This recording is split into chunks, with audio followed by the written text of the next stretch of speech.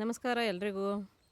ಇವತ್ತೊಂದು ಈಸಿಯಾಗಿ ಒಂದು ಟೊಮೆಟೊ ಸಾಂಬಾರು ಮಾಡೋದು ಅಥವಾ ಟೊಮೆಟೊ ರಸಮ್ಮು ಅಥವಾ ಟೊಮೆಟೊ ಸಾಂಬಾರು ಎರಡೂ ಹೇಳ್ಬೋದು. ತುಂಬ ಈಸಿಯಾಗಿ ಆಗುತ್ತೆ, ತುಂಬ ಟೇಸ್ಟಾಗಿರುತ್ತೆ. ಬನ್ನಿ ಏನೇನು ಬೇಕಾಗುತ್ತೆ ನೋಡೋಣ.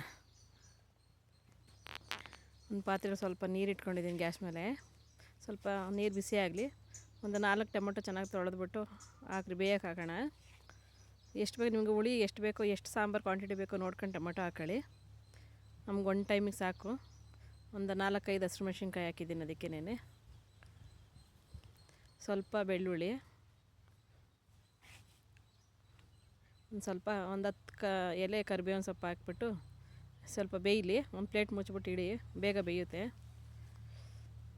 ನೋಡಿ ಈ ಥರ ಬಂದಿದೆ. ಇವಾಗೆಲ್ಲ ನಾನು ಸ್ವಲ್ಪ ನೀರೆಲ್ಲ ತಕ್ಕೊಂಬಿಟ್ಟು ಮಿಕ್ಸಿ ಜಾರ್ಗೆ ಹಾಕೋಣ. ಆ ಸಿಪ್ಪೆ ಎಲ್ಲ ತೆಗೆದ್ಬಿಟ್ಟು ಹಾಕೊಳ್ರಿ, ಬೇಡ ಅನ್ನೋರು. ನಾನು ತೆಗೆದ್ಬಿಟ್ಟು ಹಾಕೊಂಡಿದ್ದೀನಿ ಸಿಪ್ಪೆನ.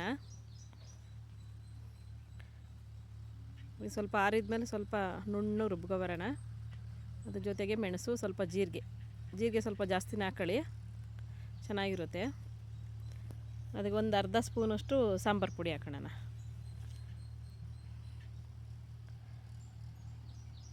ಒಂದು ಸ್ಪೂನಷ್ಟು ತೆಂಗಿನಕಾಯಿ ತುರಿ ಹಾಕಿದ್ದೀನಿ. ಕಾಯಿ ಜಾಸ್ತಿ ಹಾಕ್ಬೇಡ್ರಿ, ಚೆನ್ನಾಗಿರಲ್ಲ. ನುಣ್ಣು ರುಬ್ಕೊಂಬರೋಣ.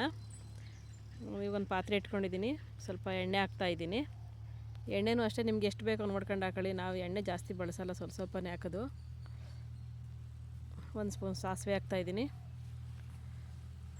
ಸಾಸಿವೆ ಚಿಟಪಟ ಅಂತಂದ್ಲಿ.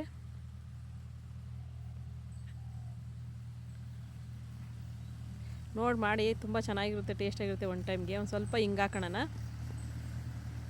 ಇದಕ್ಕೆ ಸ್ವಲ್ಪ ಜಜ್ಜಿರೋ ಬೆಳ್ಳುಳ್ಳಿ ಮತ್ತು ಕರಿಬೇವಿನ ಸೊಪ್ಪು ಹಾಕ್ಬಿಟ್ಟು ಒಂದು ಒಗ್ಗರಣೆಗೆ ಹಾಕೋಣ. ಒಂದು ಮಸಾಲೆ ಹಾಕೋಣ.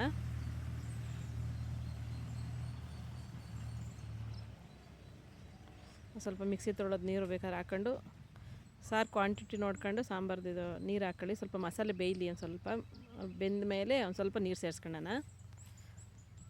ತುಂಬ ಚೆನ್ನಾಗಿರುತ್ತೆ, ಮಾಡಿ ನೋಡಿ. ಒಂದು ಟೈಮ್ಗೆ ಬೇಗನೂ ಆಗುತ್ತೆ. ಏನಪ್ಪ ಸಾಂಬಾರು ಮಾಡೋದು ಅಂತ ತಲೆ ಕೆಡ್ಸ್ಕೊಳಂಗಿಲ್ಲ.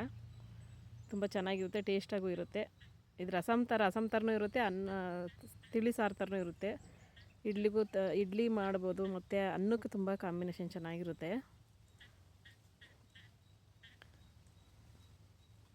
ಸ್ವಲ್ಪ ಕುದ್ಮೇಲೆ ಸ್ವಲ್ಪ ನಮಗೆ ನೀರು ನೋಡ್ಕೊಂಡು ಹಾಕೋಣ. ಸಾಂಬಾರು ಕ್ವಾಂಟಿಟಿ ನೋಡ್ಕೊಂಡು, ಸಾಂಬಾರು ಅದ ನೋಡ್ಕೊಳ್ಳಿ ಫಸ್ಟು.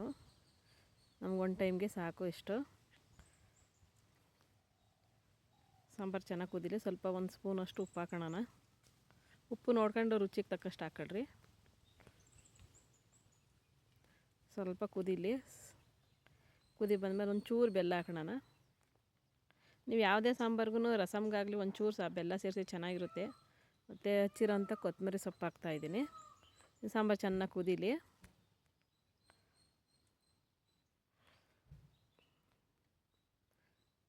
ದಿಢೀರ್ ಸಾಂಬಾರು ಇದೆಲ್ಲ ಬೇಗ ಮಾಡ್ಕೊಬೋದು. ಏನು ತರಕಾರಿ ಏನು ಇಲ್ಲ ಅಂದರೆ ಒಂದು 2 ಟೊಮೆಟೊ ಹಣ್ಣು ಇದ್ರೂ ಸಾಕಾಗ್ಬಿಡುತ್ತೆ.